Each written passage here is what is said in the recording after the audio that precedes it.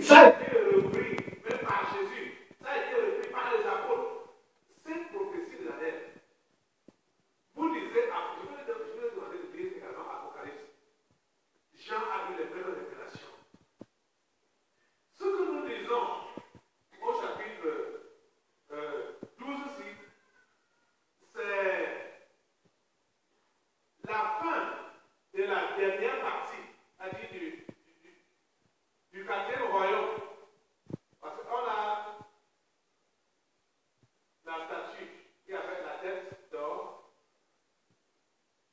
les bras, les bras et le tronc d'argent. C'est ça, non? La poitrine d'argent.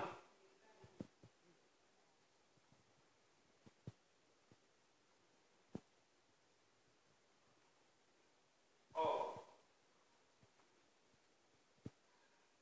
argent, la poitrine et les cuisses, les reins.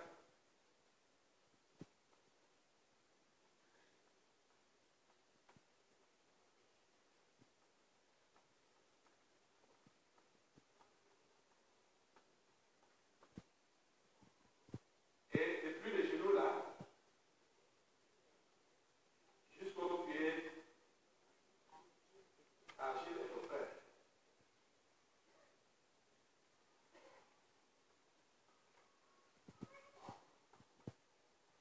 Argile plus fer. Et c'est de ça que nous traitons, la dernière partie ici. Royaume d'argile et de fer. Ce royaume qui a été tissé par des alliances humaines. Vous avez tout compris, j'ai bien enseigné sur tout ça. Et je vous avais hier également dit qu'il y aura évolution dans le cadre de ce quatrième royaume. Ça, c'est le quatrième royaume. Quatrième royaume. Il y aura évolution. La première phase va consister en ce que dès que la pierre va frapper des pieds d'argile et de fer, ils seront ébranlés. Et la pierre, c'est la pierre angulaire. Donc c'est le vrai évangile qui doit fracasser les fers et l'argile, les fragiliser et permettre à ce qu'un grand nombre puisse se convertir au Seigneur. Vous comprenez ça? Et dès que cela a lieu, il y aura un peu comme de la calmie là. Daniel a expliqué ça au chapitre 11. On n'a pas vraiment le temps d'aller dans tous ces détails. Hein. Parce que au chapitre 11, il y a beaucoup de phases là, chapitre 11 Daniel, hein. Pendant le temps du dernier réveil mondial, il y aura et des persécutions, et des conversions, des vraies et des fausses. Lisez bien Daniel au chapitre 11, vous allez voir, les fausses, parce que même les fausses gens vont prétendre qu'ils se convertissent aussi. Mais ils seront dévoilés parce que la lumière ne peut pas se mélanger aux ténèbres. Vous savez que n'importe qui, par exemple ici là, puisque ce que vous voyez ici, au travers de la liberté, ça va se multiplier en moi. Vous comprenez, non? Puisque le faux qui est maintenant, qui a pris le terrain, ce faux doit d'abord être marié. Pour que la vérité s'installe. De façon qu'il sera difficile pour que quelqu'un se cache au milieu de la vérité, au milieu de la lumière.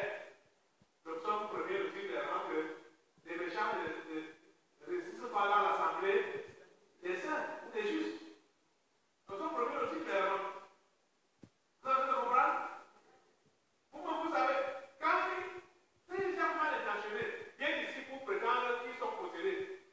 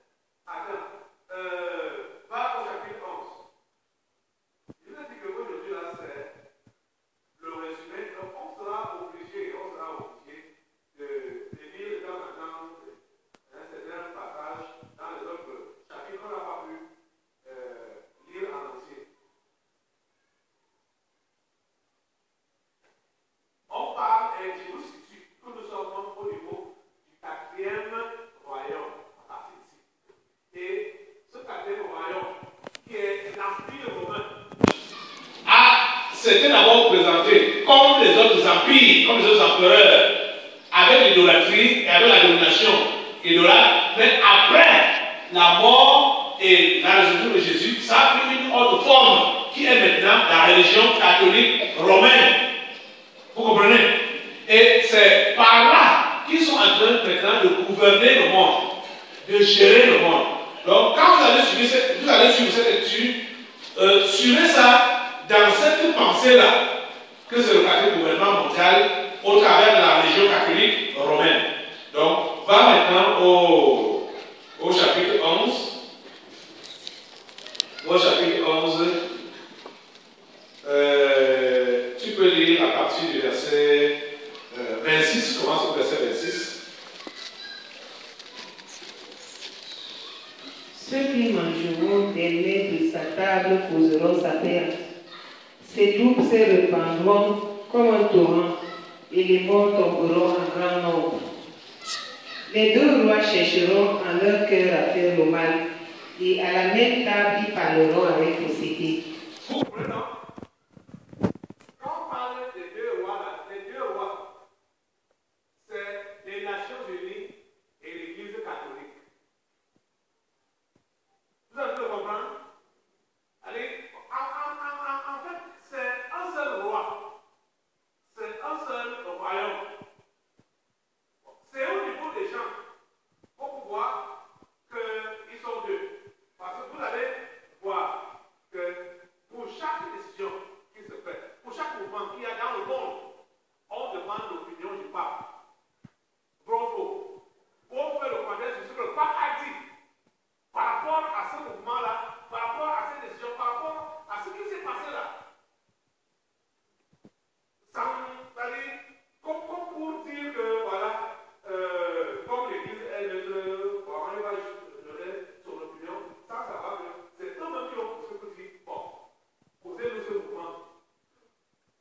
mouvement, on va voir ce que ça va donner. Et quand le mouvement est déjà là, il prétend donc donner son point de vue. Or, c'est lui-même qui a dit faites ça. Vous avez le voir? Vous continuez? Mais cela ne réussira pas, car la fin n'arrivera qu'au temps marqué. Voilà. Vous avez le comprendre?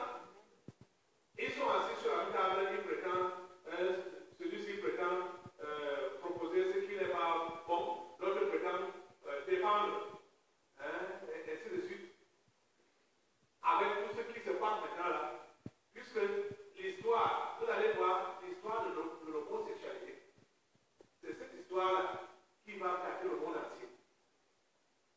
Et je l'avais déjà enseigné ici que ce sera après ce grand réveil que cette histoire va donc devenir tabou. Dans la suite de la lecture, vous allez comprendre, continuer la lecture. Il retournera dans son pays avec de grandes richesses. Il sera dans son cœur aussi l'alliance sainte. Il agira contre elle. Il retournera dans son pays. À une époque fixée, il marchera de nouveau contre le Russie. Mais cette dernière fois, les choses ne se passeront pas comme précédemment. Les navires de victimes s'avanceront contre lui. Découragé, il repoussera. Puis, furieux contre l'alliance sainte, il ne restera pas inactif. Comprenez ce qu'on appelle l'alliance sainte? C'est le pur évangile. Parce que vous devez comprendre que tout ce que ce soit les Nations Unies ou l'Église catholique romaine là, cherche à faire valoir comme texte, c'est contre le pur évangile. L'alliance sainte. Vous avez pu comprendre? Continuez la lecture. À son retour, il portera ses regards sur ceux qui auront abandonné l'alliance sainte. Les troupes se présenteront sous son ordre. Elles profaneront le sanctuaire, la forteresse, elles feront cesser le sacrifice perpétuel et dresseront l'abomination du dévastateur. Voilà. Et dresseront